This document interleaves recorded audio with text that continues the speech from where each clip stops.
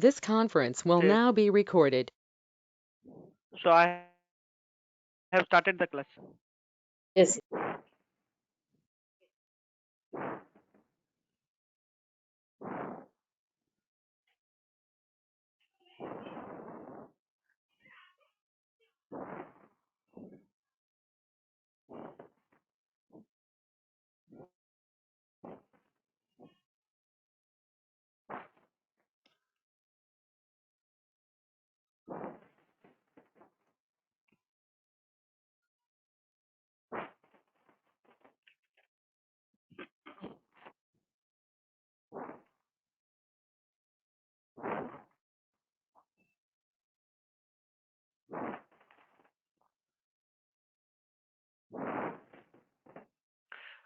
So good evening.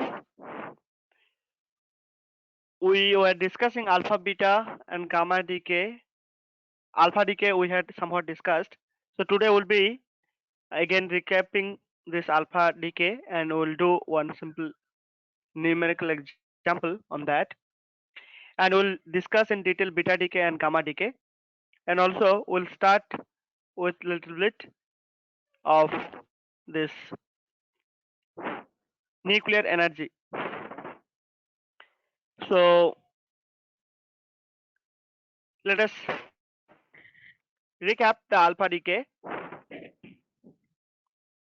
See, alpha particle, which we spell as ALPHA, alpha particle. So that is denoted by this this sign also. So alpha decay can be written in this way also. So alpha decay. So what is alpha decay? When a nucleus undergoes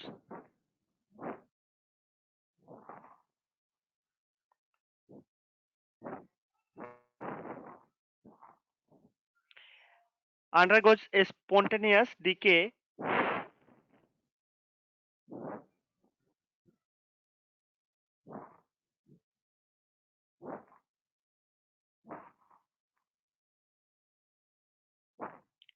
by emission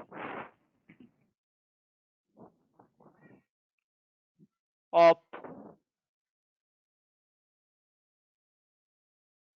helium nucleus, okay, helium nucleus, 2He4 nucleus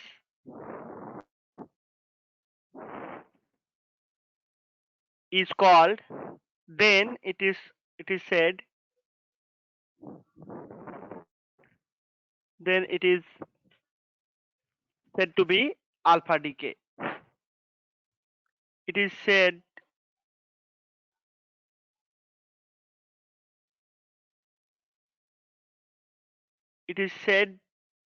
that the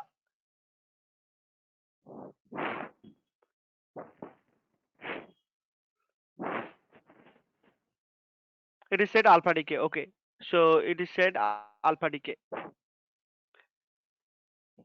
So as I said, emission of helium nucleus happens. So helium nucleus, you look, helium nucleus is this 2He4. So it has atomic number 2 and mass number 4. So when a nucleus undergoes alpha decay, it loses two atomic number, or that means like it atomic number of the parent nuclei reduced, like reduces by 2, and mass number gets reduced by 4. Let me take one example, like let us say this is a radionuclei which is undergoing alpha decay. So helium nucleus is getting emitted from this, and another look, so this radionuclei which is undergoing a decay is called parent nuclei. This is one nucleus, so I'll write parent nucleus. Parent nucleus. Okay, and anyway this particle is getting emitted, so it will lose mass number by 4 and atomic number by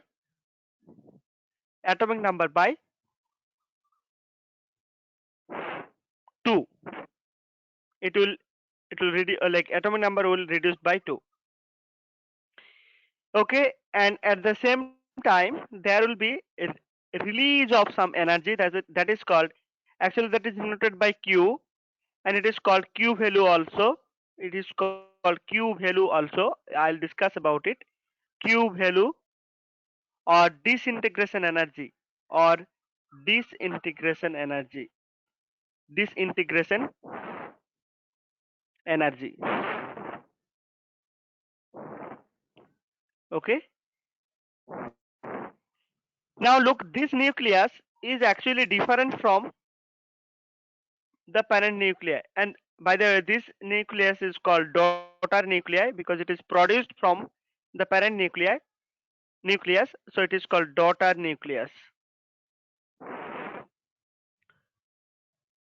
Daughter nucleus.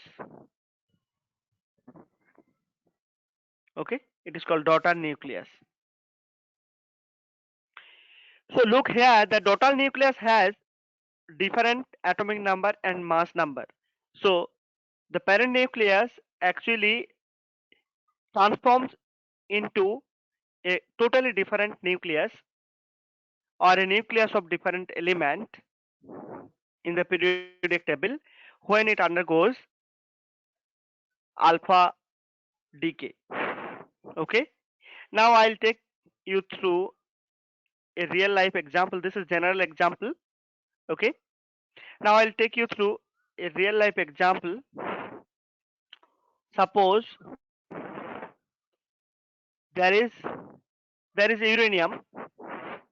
Radi this is actually radioactive uranium 23892.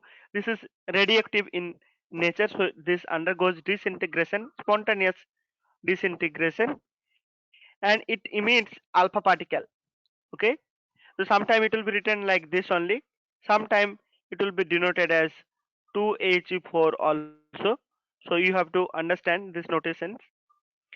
And daughter nucleus will be thorium 234. Since mass number gets reduced by 4 and atomic number will get reduced by 2, so it will be 90. Along with that there will be energy getting released. So you might be thinking why this energy release is happening. Let me tell you here itself.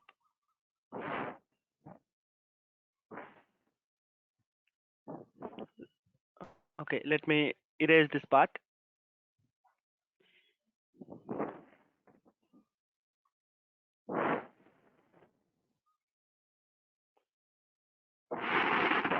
It is seen that this parent nucleus, when it undergoes alpha decay, then you have this as daughter nucleus, and this is alpha particle. Along with that energy, some energy will be released. Why this energy gets released? Because if you check with the atomic masses of all of them, like atomic mass of this parent nucleus, atomic mass of this daughter nucleus, atomic mass of alpha particle, then it is seen that the mass of the parent is greater than the sum of the mass of the daughter nucleus plus alpha particle, mass of alpha particle. Okay, so this is being seen. That means what? You look, after disintegration we are losing some energy, some we are losing some mass. Since these two are not equal, so there is a loss of mass.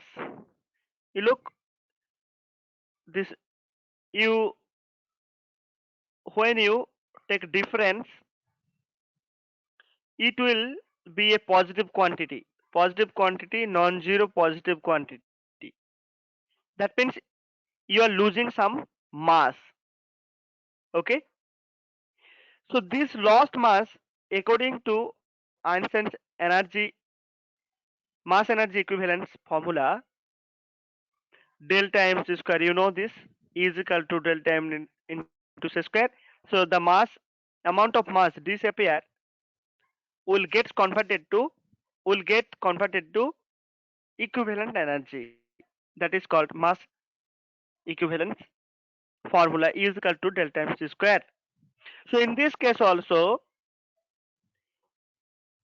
since there is a loss of mass, that lost mass actually will be released as disintegration energy.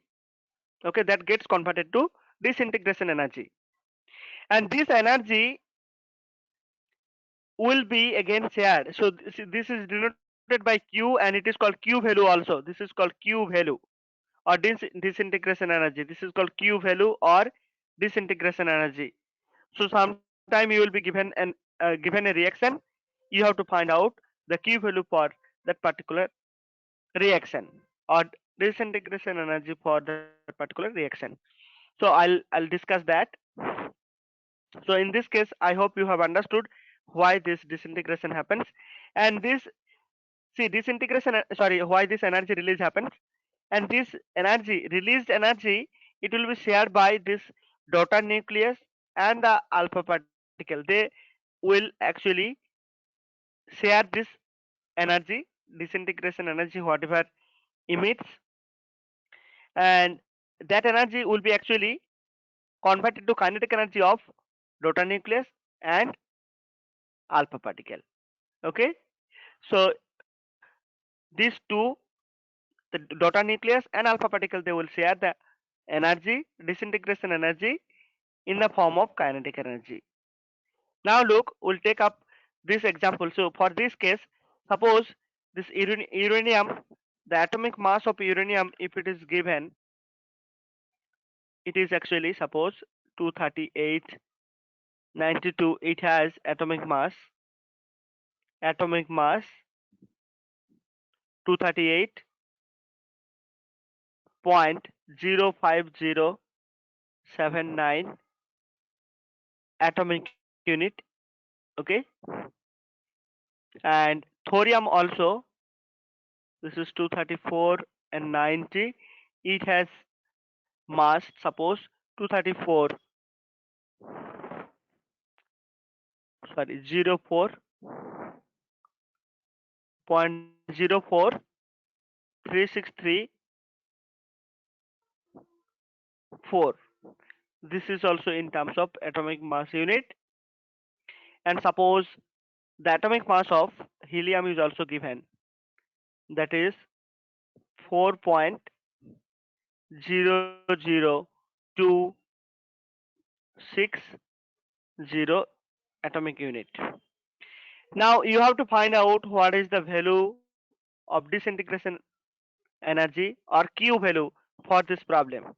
So to find out that, what you have to do, we know Q value can be found out by taking the difference of the mass of uranium, like taking the difference, yes, difference between the masses of the parent and the daughter and alpha particle, daughter nucleus and alpha particle. So this is thorium, so M thorium minus M alpha particle, I am writing here, into C square. So this is the formula to find out Q value. So this is 238.05079 minus of 234 0. Sorry, 0.04 3634 minus 4.00260. This is with atomic mass unit into c square. Okay, so these are all with the atomic mass unit into c square. Now look, if you solve this or simplify this, you will get 0.00456 atomic unit into c square. Now you have to convert this into mega electron volt. So to do that, you have to simply write this atomic unit into 931.5 MeV. This has unit MeV per unit, atomic unit. So this atomic unit goes off, and see, you'll see nearly 4.25 MeV, nearly 4.25 MeV disintegration energy will be released. 4.25 MeV. Okay, this is the key value for this particular reaction. Okay, so this is how you have to find out for various problems. Like it will be given for various alpha decay. There are many reactions of alpha decay. So this is all about alpha decay. Now we'll learn about beta decay. So let us clean this and do it here. What is beta decay? So beta decay, I'll write beta. So if you spell it, it is beta decay, or in terms of notation, it will be beta decay like this. Beta particle, it is called beta particle. So when a nucleus or a nucleus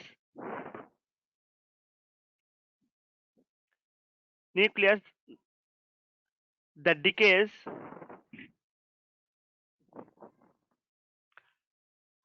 spontaneously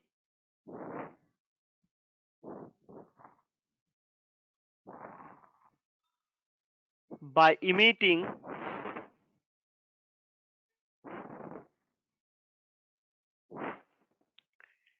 an electron or a proton is said to undergo beta decay.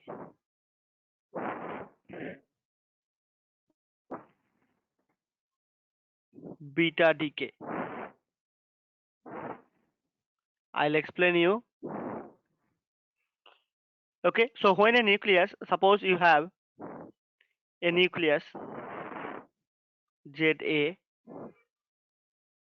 okay, and it is disintegrating spontaneously by emitting beta particle. Beta particle means actually either it is an electron or a proton. So that's why there are two types of beta decay. One is beta plus decay, another one is beta minus decay. We'll discuss that. So when it in see either beta plus or minus. So beta plus means proton and beta minus means electron. If it releases or emits this, then it is actually called beta decay, and we'll see this daughter nuclei, like nucleus, it can either lose one electron or it can lose one protonic charge, or it can gain one protonic charge. Okay, that's why I can write here plus or minus. And this beta particle or the electron compared to proton and neutron, it has negligible mass. So this mass number almost does not change. Since beta particle has very less mass, very less mass or very negligible mass, so the daughter nucleus will have the same mass number, okay, as the parent one. So that's why this mass number does not get changed. Okay, only what changes is the Z. Now, as I said, there are two types of beta particle. So this beta particle has actually charge. So there are two beta particle means beta minus means it is an electron. So it has charge of electronic charge minus 1.6 into 10 to the minus 19 joule, as we know. Sorry, coulomb. This is what like beta particle has. If you ask me the magnitude of the charge, then it is the same as the electronic charge, whether it is positive or negative, both cases. So that's why only one protonic, like proton, either gets add up or gets reduced. Okay, from the parent. Now we'll take a few example of beta decay. First, see we'll see beta minus decay. Okay, beta minus decay. This is called beta minus decay. Look here, there is radioactive phosphorus 1532. It spontaneously emits beta minus particle. Beta minus means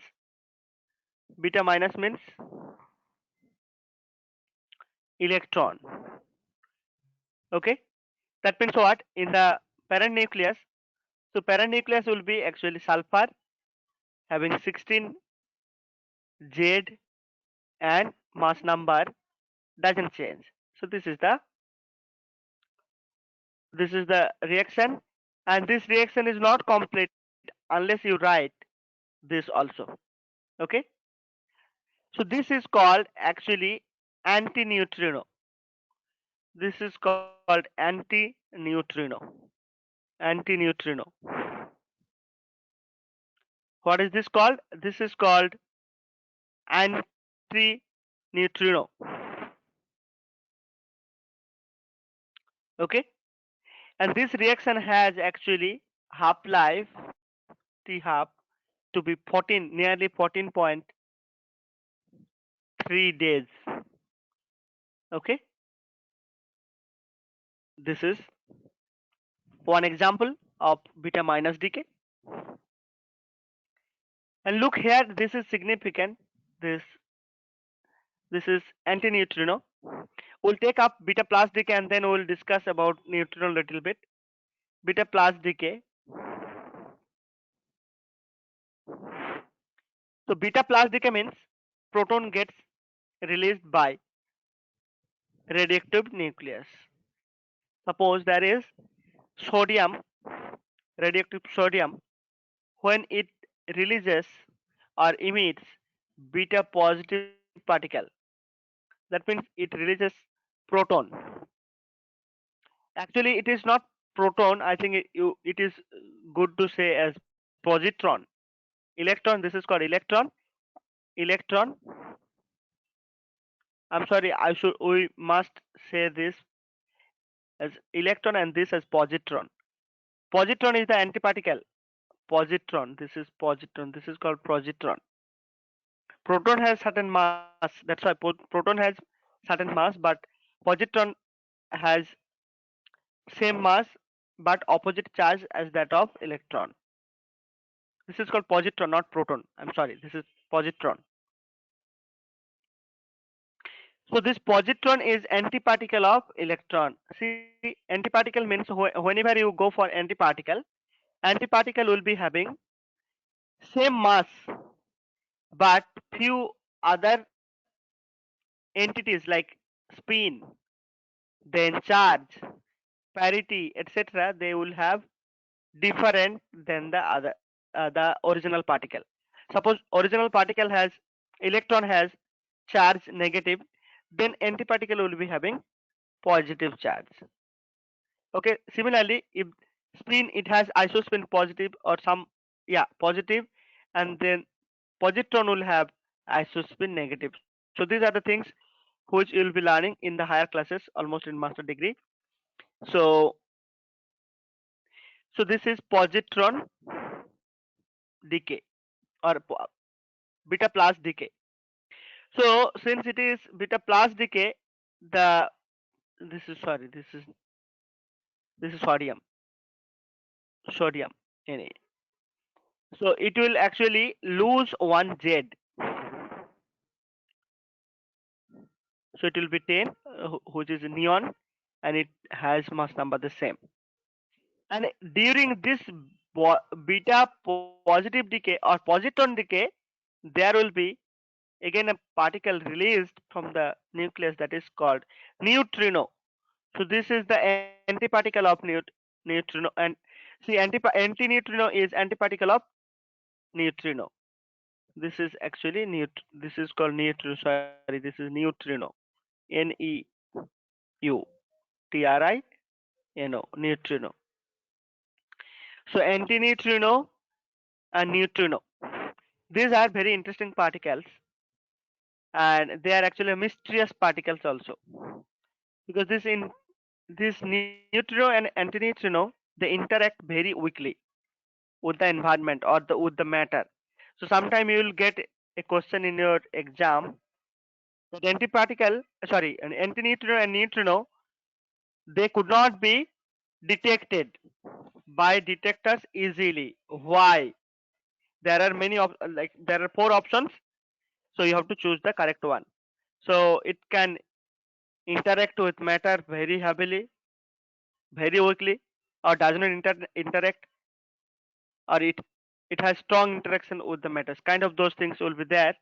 So look in these two, I hope you have understood the examples. And see this neutrino and antineutrino, we will discuss little bit about this neutrino and antineutrino.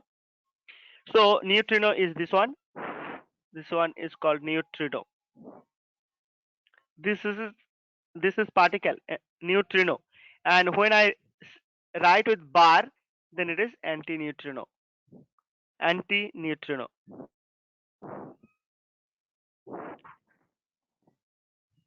Antineutrino. These are actually chargeless particle. Chargeless. Chargeless particle. That means neutral particle. Neutral. Both of them are neutral particle.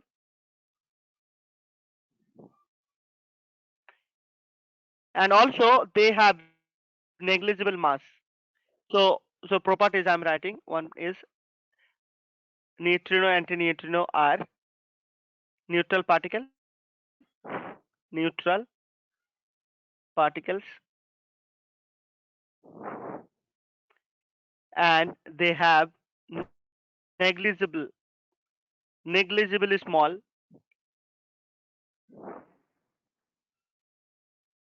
very small masses.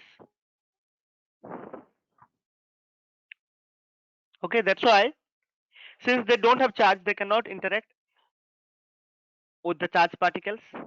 Okay, and since they have very negligible mass, they don't interact, and that's why they can penetrate even the whole earth without being absorbed. They can actually penetrate the earth itself without being absorbed. So that's why it is very difficult to detect neutrino, and they were undetected for or unnoticed for long time.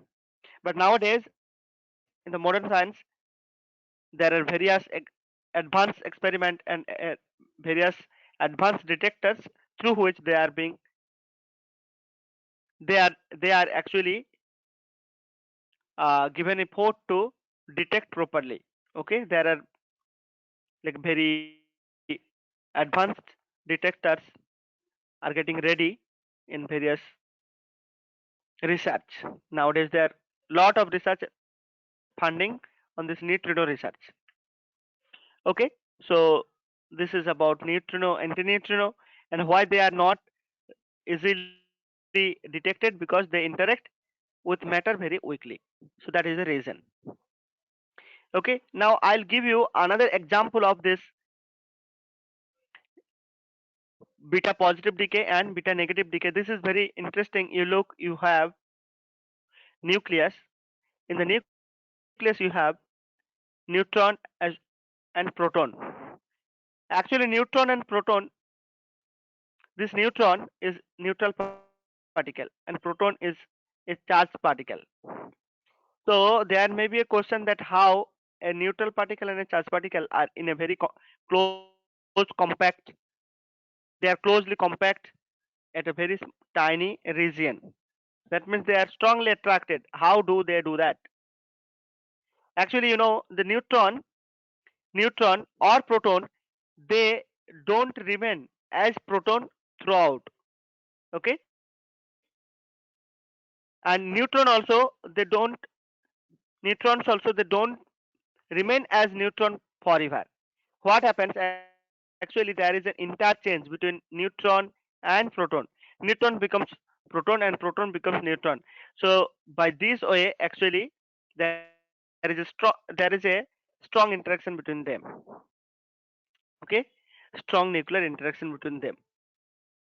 So which holds them together. So look here, neutron when gets transformed into proton, then what kind of particle it has to release? It has to release a beta minus or electron. See, this has only one positive charge, this has one negative charge. So here is, you have charge 0. Okay, if I write charge here, it has charge 0. So your reaction has to satisfy that charge conservation. So any nuclear reaction you write, you have to satisfy few conservation rules: spin, parity conservation, conservation, and charge conservation, mass conservation. There are various conservation rules. So most important is this, that you have to first of all see the charge conservation. So for a neutron it has 0 charge. So if it becomes proton, then there must be a beta minus particle or electron released during the reaction. This is beta minus, and along with that, beta minus means there will be an antineutrino. Okay, antineutrino. Antineutrino will be getting released. So in this case, so this is called actually example of. So sometime you might be asked to write an example of beta minus decay. Okay, beta minus decay. You might be specifically asked in exam to write beta minus decay. Sometime you might be asked to give an example of beta plus decay. So beta plus decay is the reverse one. See, proton, when proton gets converted into neutron, neutron has neutral charge, then you have to have a positron here, positron or beta plus decay, such that the conservation of charge, see, conservation of charge here only one positive charge before reaction. After reaction also you have to have only one positive charge. Okay, so that's why this beta plus decay has to happen. Along with that, there will be neutrino getting released. Okay, so this neutrinos are formed during this reaction beta decay. During beta decay, neutrinos are formed in during beta decay. Okay, during beta decay. So this is all about beta decay. We have learned what is called beta decay. What is beta particle? There are two types of beta particles, positive and negative. Positive is positron and negative is electron. Electron or positron, they have negligible mass but charge having opposite polarity. And when upon releasing beta particle, mass number does not change, whereas whereas atomic number gets changed by 1. Okay, so these are the things we have learned in the beta decay. Now we'll learn about gamma decay. So what is gamma decay? See, we have learned about atomic energy levels, right? We have various atomic energy levels. If I write for hydrogen, you know you have ground energy level, so that is E1, which is having energy minus 13.6, right? And then you have first excited states, then second excited states, third excited states when n is equal to 2 first, n is equal to 3 second, n is equal to 4. That means third excited states. There are various excited states. And as you know, the ground state energy is the least energy for these levels, right? So energy increases in this way. Energy increases in this way. When even the atomic, see, even the principal quantum number also increases. So if you go for detailed structure of nucleus, later you learn in your BSc course or maybe in the MSc course of nuclear physics, that even nucleus also has various energy levels. It has like S, P, D, F, whatever you have learned, like S, P, D, F, this kind of orbitals you have learned. In this case also, in nucleus also, you will have S, P, D, F, etc. Okay, so that means there are various energy levels starting from ground state to various excited states. All those things are there.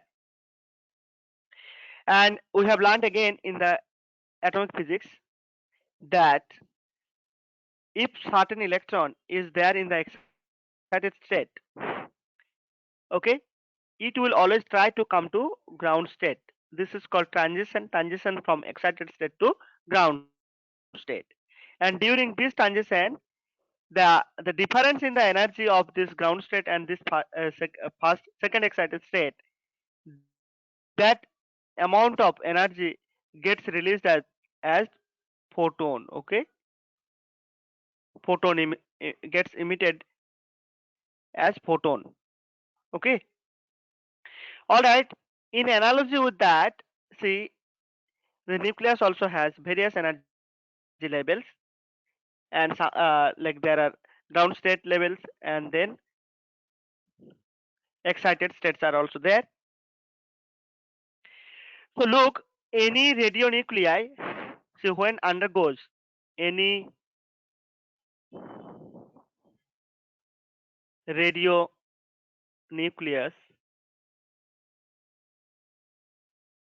upon undergoing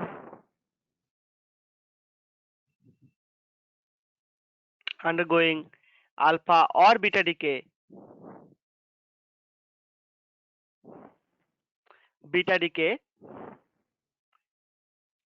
leaves the daughter nucleus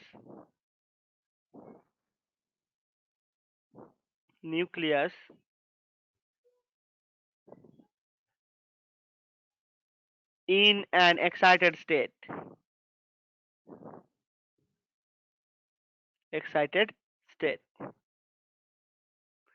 And whenever a nucleus is in excited state, what it will do, it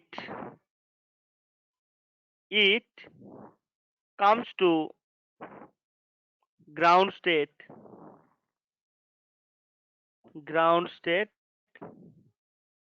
by the emission of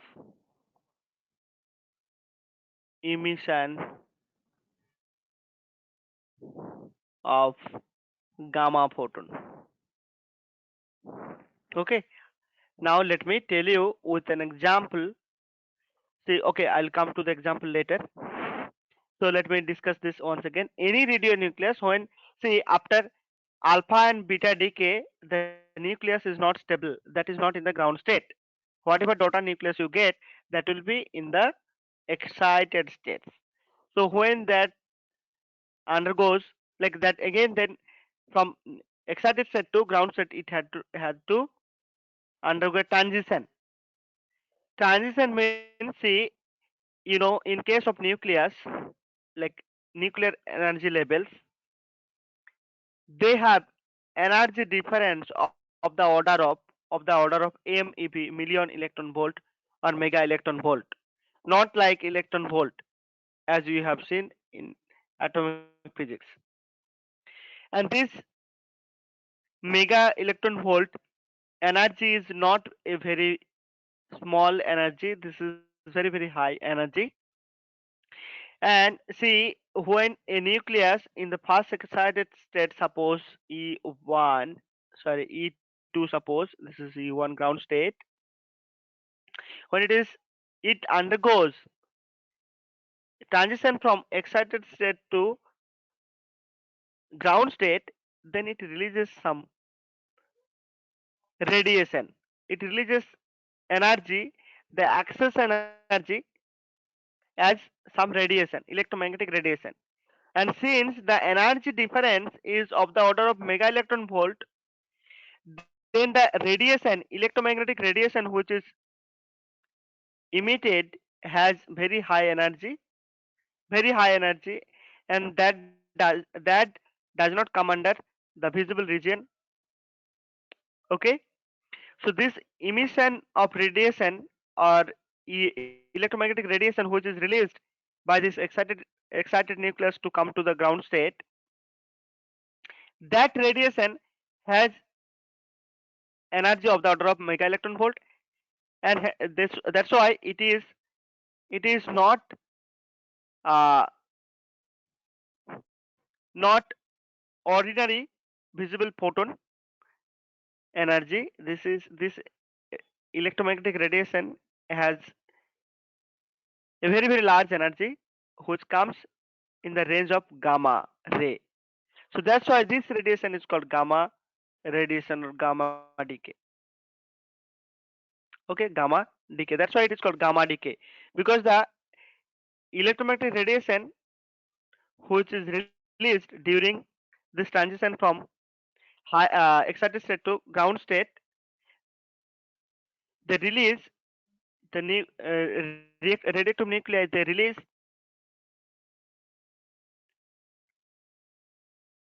very very large energy which comes in the range of gamma radiation. That's why this decay is called gamma decay. This is called gamma decay. We'll go to the previous example. So there is an example given. This is a very very famous example. So there is a radioactive nucleus, that is cobalt. Suppose there is a radioactive nucleus cobalt 2760, as you can see. And see, in this case cobalt actually undergoes a beta decay. Cobalt, it undergoes beta minus decay, suppose. Okay, beta minus decay means, see, it will be cobalt nickel maybe. So this will have 28 and this will not change. So see, this nucleus is in excited state.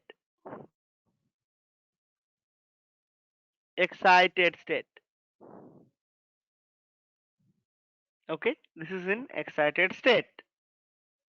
So to come to ground state, it has to release gamma ray or gamma photon, or release electromagnetic radiation. radiation, like released energy in terms of electromagnetic radiation, which comes under, like that radiation comes in the range of gamma ray photon.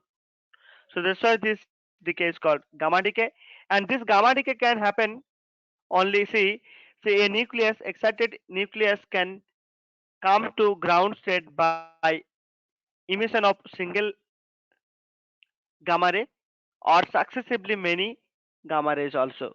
So in this particular example, see the nickel is actually again unstable, then it is excited, at excited state, so it has to release certain energy, and that release of energy happens through successive 2 gamma ray.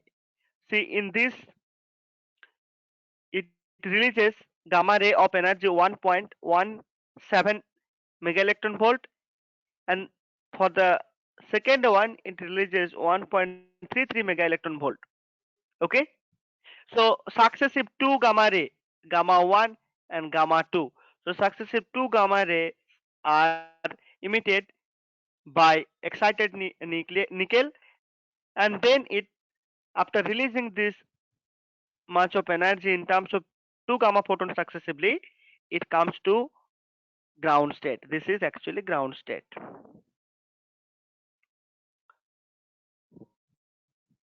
Okay, this is in ground state now.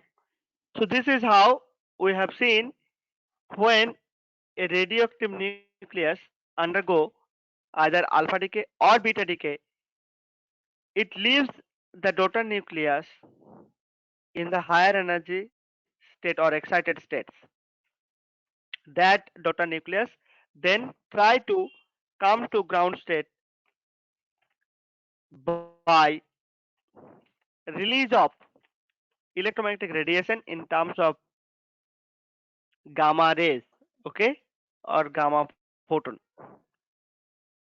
I have discussed why this photon emitted by an excited nucleus is called gamma photon, because the energy difference between various energy levels of nucleus is of the order of mega electron volt. So the photon emitted by this gamma decay is like very high, and also of the order of, yeah, so of the order of the order of mega electron volt. Okay, so that's why this this radiation, electromagnetic radiations, are called gamma ray, and also the decay process is called gamma decay. Okay, and that's how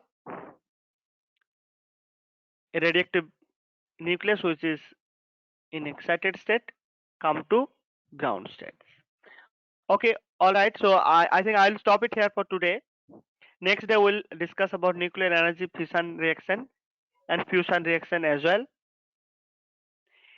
and we'll finish this chapter by discussing the reactor part. So that we'll do in the next to next class. So I'll stop it here for today.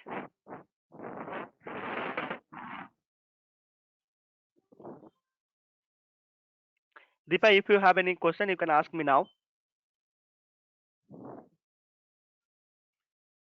Nuclear energy I am not going to start today. We'll learn that in the next class. That will be on Sunday.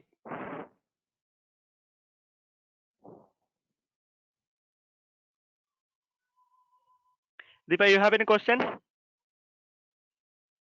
Whatever so far we have discussed.